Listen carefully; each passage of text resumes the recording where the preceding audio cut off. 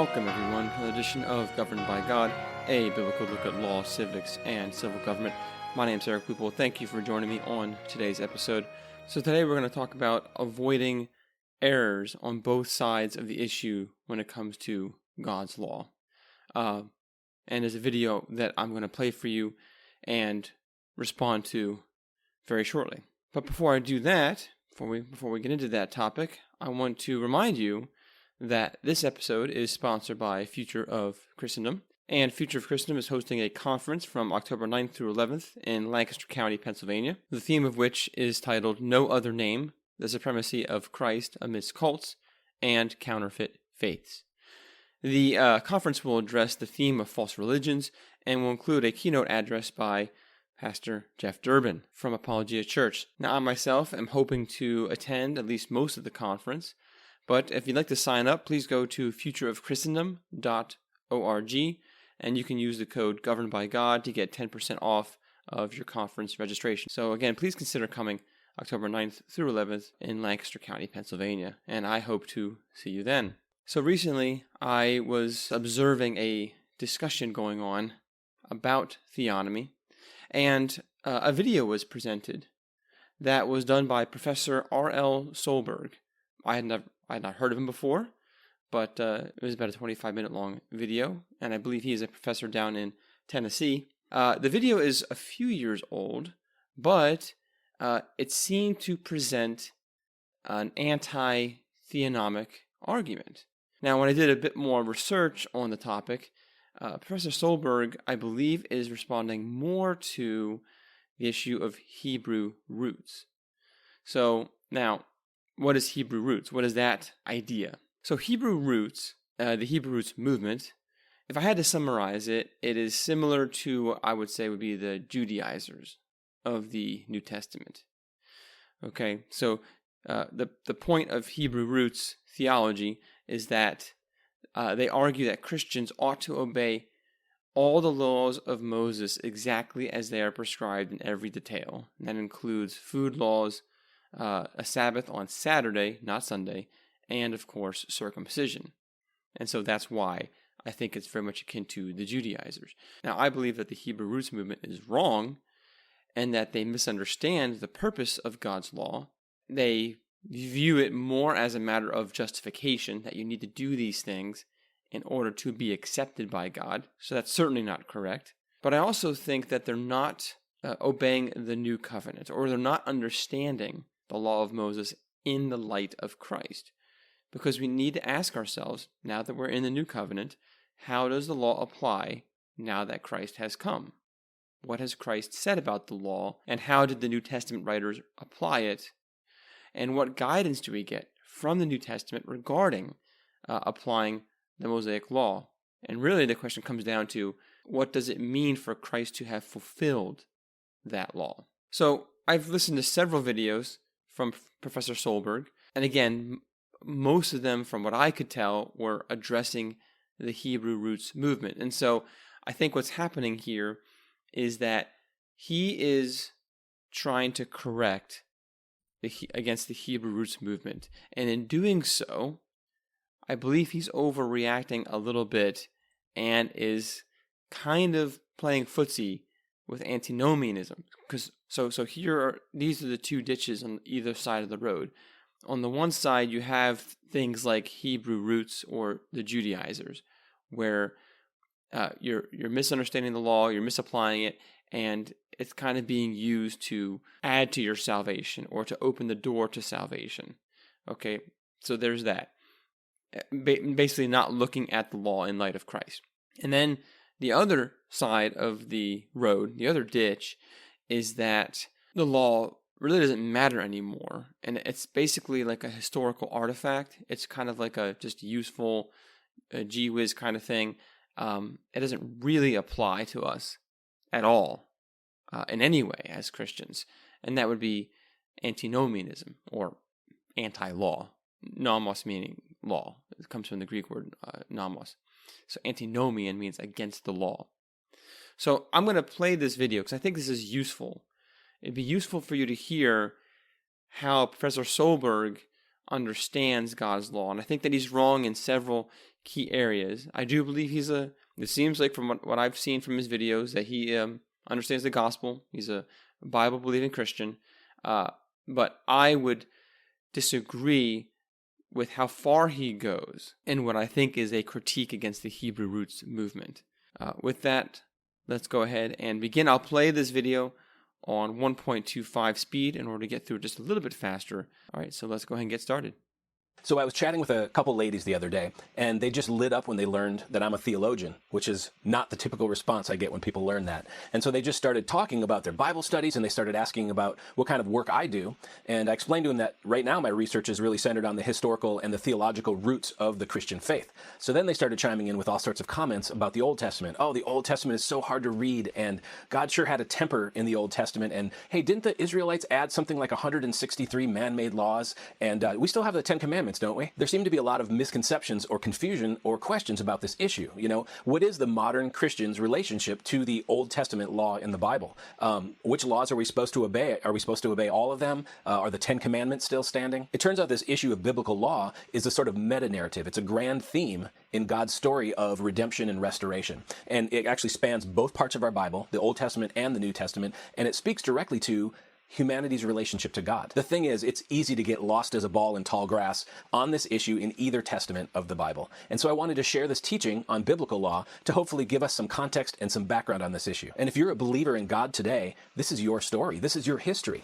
The faith journey that the modern Christian is living out today is the continuation of this same story. And knowing this overarching story of God's people and their relationship to the law can really help us get our bearings as we dive into different passages throughout the Bible. And as we start to understand this grander story of God's law, we start to see how God from the very beginning has been pouring out his mercy and his grace and his love on his people. So let's dive in and look at the story of the law of God. All right, so far, no concerns. I would agree with that. Let's see where he goes. I'm just going to be painting in very broad brushstrokes here, kind of giving us a flyover to understand the lay of the land. In the beginning, God created humanity, and then we rebelled against him. So God chose a man named Abraham and supernaturally called a people for himself through Abraham and his wife Sarah.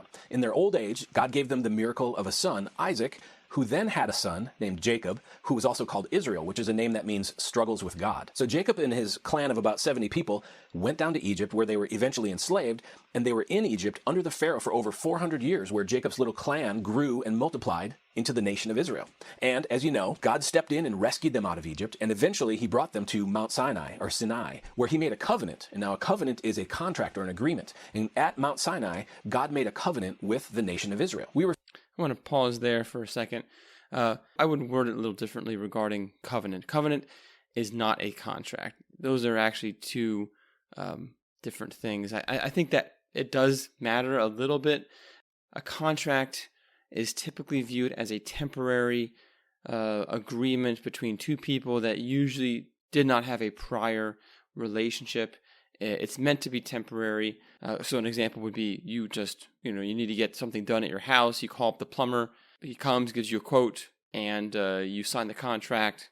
He does the work, and you're done. Everything's very businesslike and over. A covenant is a long-term promise between two or more people that is based in an already existing relationship, and it is perpetual.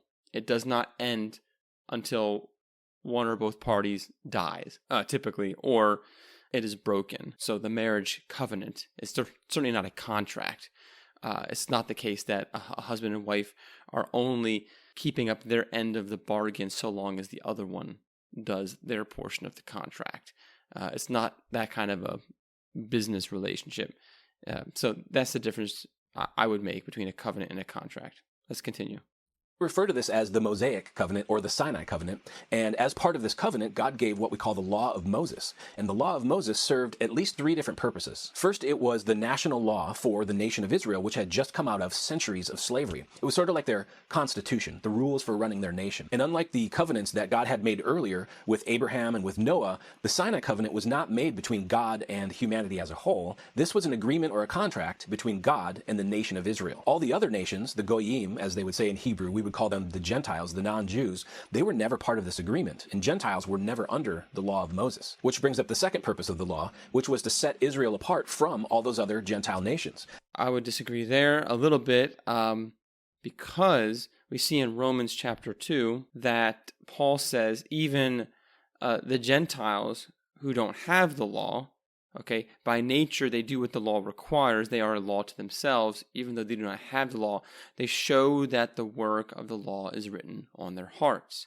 Okay, so they're not excused from their sins. And it's interesting because in Leviticus chapter 20, after God prohibits things like sexual immorality, sacrificing children to Moloch, all kinds of things in Leviticus 19 and 18 and before, God says to Israel in verse 22, "You shall therefore keep all my statutes and my rules and do them, that the land where I am bringing you to live may not vomit you out." Okay? And then he says, "And you shall not walk in the customs of the nation that I'm driving out before you, for they did all these things, and therefore I detested them." So you see here is that the Gentiles, before Israel even entered the land, were doing all these bad things, violating God's law. And the result is that God detested them. So even though they weren't physically given, the copies of the Ten Commandments, the Gentile nations were still held accountable. So they still were detested, and they were disciplined and vomited out of the land because of their sin. And God says this several times, is that God did not favor Israel or give them the land because of how righteous they were.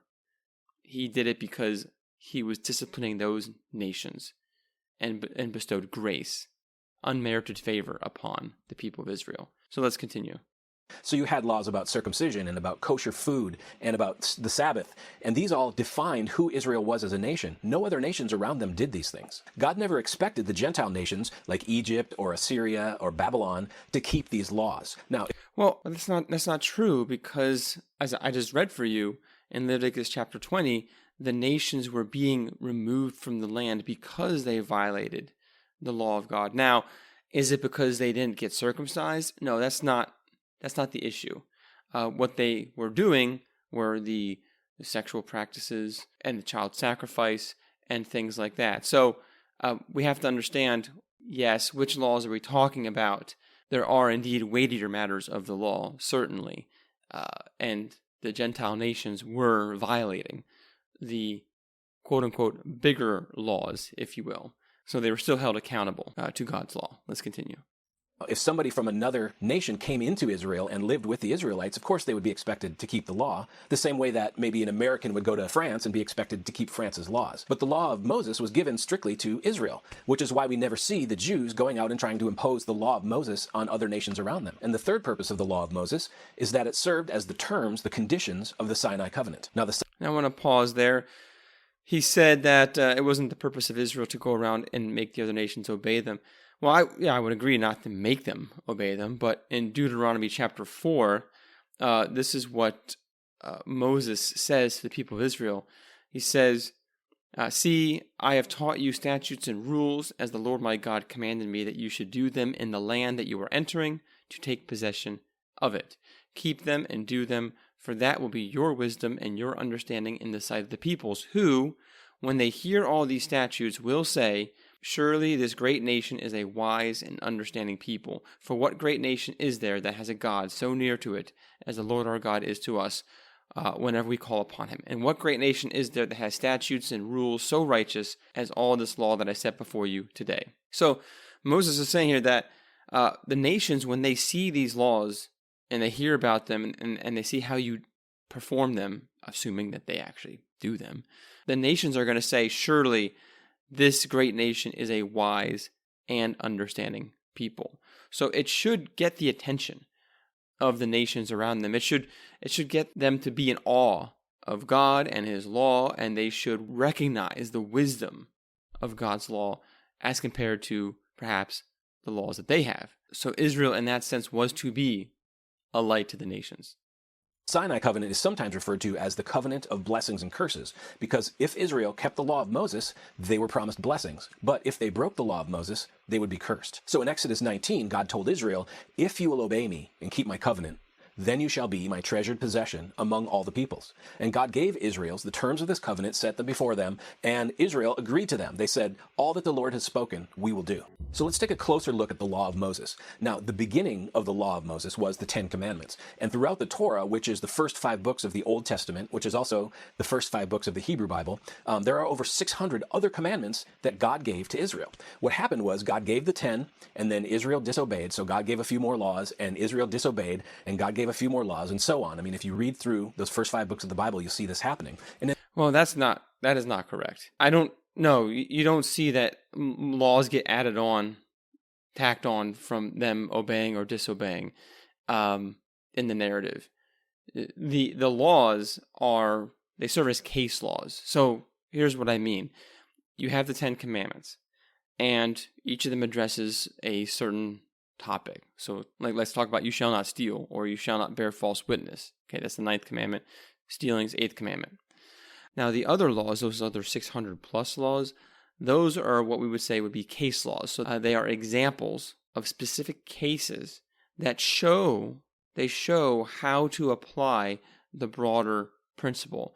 So example would be, okay, what would be stealing and how would you respond to stealing? Well, the case laws say, hey, if you took this thing from your neighbor and then you sold it, you owe them back 4 times or 5 times as much. Or if you found this thing and you knew it belonged to your neighbor, but then gave it back to them, it's not stealing. All right. And then, like, let's say you borrow this thing from your neighbor, but under your care, it was damaged, destroyed, or stolen.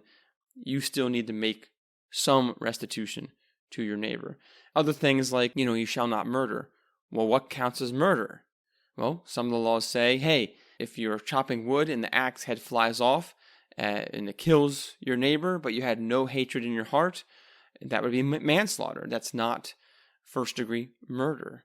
But someone who lied in wait for the person and ambushed them and had hatred in the heart, that person is to be put to death for hating his brother and murdering him. So the case laws show you how each commandment works out in reality, and then you use that to give you guidance and wisdom on how to apply the law in other situations. So that's how the laws relate to each other. And in the end, there ended up being a total of 613 mitzvot, or commandments, that were given in the law of Moses. So we have the 10 plus the other 600 or so. We're pretty familiar with the 10 commandments. We've got have no other gods before me, do not murder, do not commit adultery, right, and so on. Now, these other 600, though, they included things like the sacrificial laws. So sacrifices must be made to atone for sin and to express thankfulness to God. There were 7 annual feasts that were to be kept according to the law. I mean, you had Passover and the Feast of First Fruits and Yom Kippur, which is the Day of Atonement, and so on. Then, of course, we had the circumcision laws that were part of the law of Moses. There were the temple laws, the dietary restrictions, so the kosher food laws, don't eat pork, don't eat shellfish, that sort of a thing. And then there are the Levitical priesthood laws, which say that the priests are required to come from the tribe of Levi, hence Levitical priests. And the law lays out their duties and their responsibilities. And these 600 also include various other civil and ceremonial laws.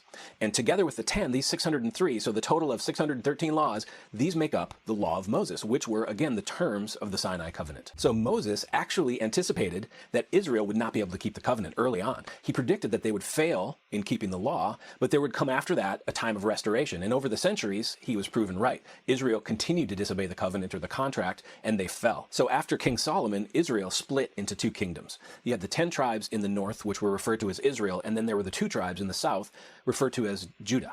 And so God started sending prophets to warn them all. Prophets like Ezekiel and Hosea and Jeremiah, they gave these repeated fervent warnings to Israel and Judah that their disobedience is what was leading them into their conquest and the destruction and the exile from the land that they were experiencing. But they also promised that this conquest that was coming wouldn't be the end of Israel. So here in the Old Testament, we see this amazing act of grace where God, in the midst of Israel's disobedience, promised that he would one day rebuild his people from a remnant of Israel and give them a new covenant. Now, I agree. That's 100% correct. Now, God said that this new covenant was going to be made with the house of Israel and the house of Judah, and it would not be like the Sinai covenant, that he would give his people a new heart and put a new spirit in them. He said, I will put my law within them, and I will write it on their hearts. But Israel continued in her disobedience, and eventually the 10 tribes of the northern kingdom were wiped off the map by Assyria, and then the southern kingdom was defeated and taken captive into Babylon. It was the exile. So the remnant of Israel, as I'm sure you know, eventually returned to their homeland, but now instead of a kingdom, they had become a theocracy, a nation that was run by the priesthood. And then about 1,500 years after the law was given, so this would be over 400 years after the last prophet, Jesus arrived, and everything changed. The living God, in a staggering cosmic act of grace and mercy, had decided to respond to Israel's disobedience in a shocking manner. Think about it. As we just saw, Israel broke the legal terms of the Sinai covenant. Their continuous disobedience had put them, we might say in modern terms, in breach of contract. They had forfeited and given up their rights to the promised blessings under that covenant, under that agreement. So at this point, God could have chosen to abolish or to throw out the covenant and to void out all of its promises to Israel. He had every right to do so. In the words of the prophet, Israel had been an unfaithful bride to God. Instead, though, God sent his son Jesus not to abolish, but to fulfill the covenant. Jesus came to do what Israel could not do and live out the law of Moses in perfect obedience. This is why Jesus was born a Jewish man in Israel under the law of Moses, so that he could act as a legal representative of the nation of Israel. And he lived a sinless life, perfectly fulfilling the terms and the obligations of the Sinai covenant. As a sort of analogy, today we would fulfill a mortgage contract by paying it off in full. And in the same way, Jesus fulfilled the Sinai covenant. Well, I would agree that Jesus did all those things, and that was a beautiful thing. I don't know about that analogy of the mortgage payment, because the difference is that is kind of more of a contract, the mortgage payment. Because once you pay it, your relationship with that bank is gone, is over. You don't talk to them anymore. You don't need to. Okay, it's all finished now. But when Jesus pays the debt that we owe to God the Father, our relationship to God the Father doesn't end. Okay, so there's still a continuing relationship there. So that's why you gotta be careful when it comes to contracts versus covenants and the analogies that you use there. So, anyways, let's continue. And through his sacrifice then, through the shedding of his blood, Jesus then initiated the promised new covenant. Remember, during the Last Supper, Jesus took the bread and said it was his body broken for you. And then he took the cup of wine, and he said what? He said, "This cup that is poured out for you is the new covenant in my blood." And a new era had begun for God's people. So what happened, or what changed under this new covenant? Well, for one thing, Jesus summed up the 613 laws in the law of Moses into 2 laws. He said, love God and love people. Well, that is true. But what is Jesus doing there? He's quoting 2 laws of the Old Testament, one from Leviticus and one from Deuteronomy. Deuteronomy is love the Lord your God, and Leviticus has love your neighbor as yourself. So he's just quoting the 2 laws that summarize all of the 10 commandments, and that is exactly what they do.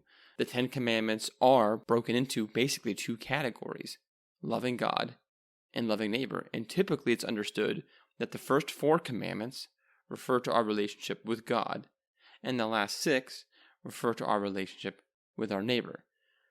Those are very just broad generalizations, but that's how it's historically been understood in the church. Let's continue. Jesus tells us that all the law and the prophets, which is a phrase that refers to the entire Hebrew Bible, not just the Torah, but the entire thing. Jesus said that all the law and the prophets hang on these 2 commandments. And the Apostle Paul repeated this teaching in Romans 13:8. He said, the one who loves has fulfilled the law. And we find a very common theme throughout the New Testament that under the new covenant, the law of Moses is no longer required.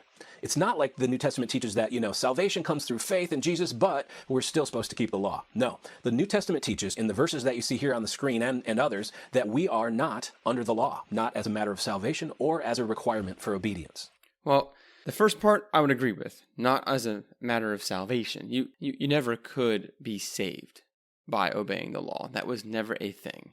That was a later thing that the Pharisees had kind of fallen into, but you are never going to be saved by works. It's always been salvation by grace alone, as Paul taught in Romans and in Galatians. But as far as obedience goes, there's several passages that talk about what it means to love your neighbor in the new covenant. I'll just give an example here in Romans 13, and I'm not referring to the portion about the civil government. In Romans 13, Paul says this, owe no one anything except to love each other, For the one who loves another has fulfilled the law. For the commandments, you shall not commit adultery, you shall not murder, you shall not steal, you shall not covet, and any other commandment are summed up in this word: you shall love your neighbor as yourself. Love does no wrong to a neighbor, therefore love is the fulfilling of the law. And then we also have in 1 John chapter 5, verses 1 through 3, everyone who believes that Jesus is the Christ has been born of God, and everyone who loves the Father loves whoever has been born of him. By this we know that we love the children of God, when we love God and obey his commandments. For this is the love of God, that we keep his commandments, and his commandments are not burdensome. So, what is he referring to there? I mean, what are God's commandments? It's God's law. It's very straightforward. Obedience to God's law is what Christians are supposed to do. Now, they need to understand how to apply God's law properly now that Christ has come. And it is true that Christ has come to fulfill the law. But whatever the word fulfill means, it can't mean abolish. Because Jesus said, I have come to fulfill, not to abolish. So you can't sneakily redefine the word fulfill to basically mean abolish. That would be a contradiction. It does not mean abolish, so we need to go from there. All right, let's continue. For example, the New Testament specifically teaches that blood sacrifices are no longer required. Jesus was our atonement sacrifice once for all. And the feasts are no longer required because they were the shadow that pointed to the substance, which was Christ. Circumcision is also no longer required. The Bible says that neither circumcision nor uncircumcision counts for anything. The only thing that counts is faith working through love. The temple is also not required anymore because we believers under the new covenant are now the temple. Peter says that we are living stones being built into a spiritual house to be a holy priesthood. And well, I would say, yes, these things are no longer required in their shadowy sense. Like, you are still required to be clean, but your cleanliness comes from the blood of Christ that washes you as white as snow. Okay, you are still required to have a sacrifice of atonement for your sins, but that is Christ. He is the sacrifice. So the requirements have not gone away. They've been fulfilled. All right, but the law is still there. Now you'll notice that these are all things that relate to God. Okay, so the question is, what about those laws that talk about our relationship to our neighbor? What does that mean in light of Christ? Is it the case that, hey, God's law says you shall not murder? Okay, but Jesus fulfilled that. So I don't have to obey that anymore. That law doesn't apply to me anymore. Or borrowing a piece of property from my neighbor and having to pay restitution if I lost it. Well, hey, Jesus fulfilled that portion of the law. So if I borrow my neighbor's car and I wreck it, and he comes to me and says, hey, what happened? Can you help me pay for a replacement? I say, nope. Jesus fulfilled the law. You should seek heavenly treasures rather than earthly treasures.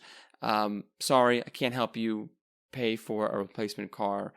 Even after I totaled the one that you let me borrow. Sorry, brother, the law has been fulfilled in Christ. So we would not say that, right? We would not say that because the law still does apply. We're just looking at, okay, how does it apply in light of Christ, and how do we apply it to our modern context? So let's continue. And in Hebrews 9, we learn that God's designated holy place is no longer geographically restricted to the innermost chamber of the temple. Also, all food is now clean. We see this in Acts 10, where Peter is given that vision of the sheet coming down with all the animals on it. We see this in the words of Jesus himself in Mark 7, where he teaches that it's not what goes into our body that makes us unclean, but what comes out of our heart. And Paul taught that we can eat whatever is set before us without raising any question of conscience. We also see Well, Paul does talk about that, and of course, I would agree that all food is clean. We see explicitly that Jesus is referring to that and made that clear. Paul does not give us carte blanche regarding partaking in certain foods. He does talk about refraining because of the weaker brother. So Paul does talk about, says, I will never eat meat again if it causes my brother to stumble. So Paul does talk about how there are times where you still would say no to that particular food, and the reason why is out of love for your brother in Christ, to not cause someone to stumble. So that's just an important point we need to keep in mind. see under the new covenant that the Levitical priesthood is no longer needed. We no longer need human priests to mediate between us and God. I mean, we see this in Matthew 27 when Jesus on the cross gives up his life. And at that moment, God tore the veil in the temple in two. Now, this veil was around the Holy of Holies, the most holy place in the very center of the temple, and its purpose was to keep out everybody else except the high priest who could go in once a year. Well, God tore that apart, which means that we now have direct access to God. Galatians says that we can now boldly approach his throne with confidence. Another interesting thing is that Jesus, who is our new high priest, he's not from the tribe of Levi, which was required by the law of Moses. Jesus is from the tribe of Judah. And in Hebrews 7, we read that with a new priesthood comes a new law. Now, the New Testament also gives us some new information about this new covenant. We learned a few things from the Old Testament prophets, but in the New Testament, we learn that the new covenant is a superior covenant. And not just that, but throughout the book of Hebrews, we learn that the new covenant brought us a greater high priest, Jesus. His is a better ministry. Jesus was superior to Moses, and he offered a better sacrifice, and he gave us direct access to God through a greater and more perfect tabernacle. The book of Hebrews also explicitly and directly teaches that the old covenant has become obsolete. Now, the book of Hebrews was written in the first century, and it says this: in speaking of a new covenant, he has made the first one obsolete. And what is obsolete and growing old will soon disappear. So that is the question. What is that referring to? What disappears? Does God's law disappear? Because keep this in mind, God's law existed before the Mosaic covenant was formed. Now, let me explain what I mean.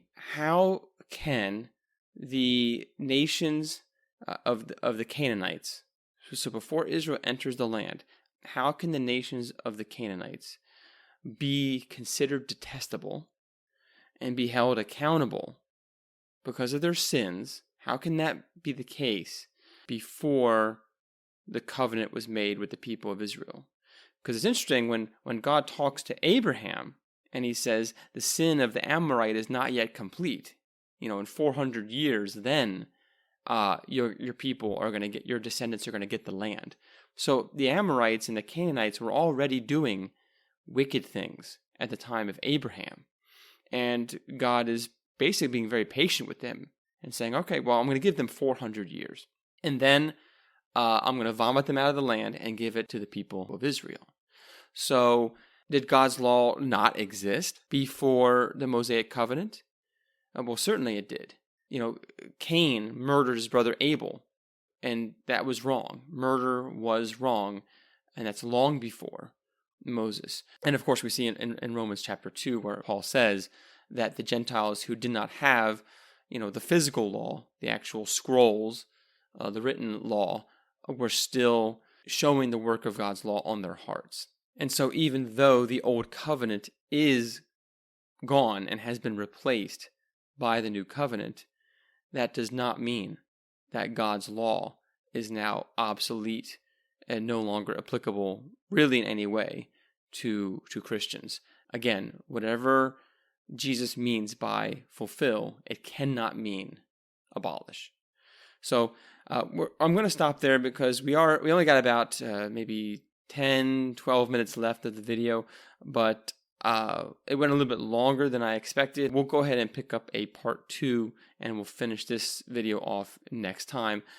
So if you have any questions or comments about this video or other videos like it, and how to address things like the Hebrew Roots movement or those who seem to articulate against God's law in kind of an antinomian sense, please email me at thegbgpodcast@gmail.com or go on Facebook, X, Instagram, look for Governed by God or the GBG Podcast, and you can message me there. Or just go to ericloophole.com, and there's a link there to submit a question to me, and I will respond to you either privately or I'll talk about it on the show if you want me to. So thank you for joining me today, and until next time, take care and God bless.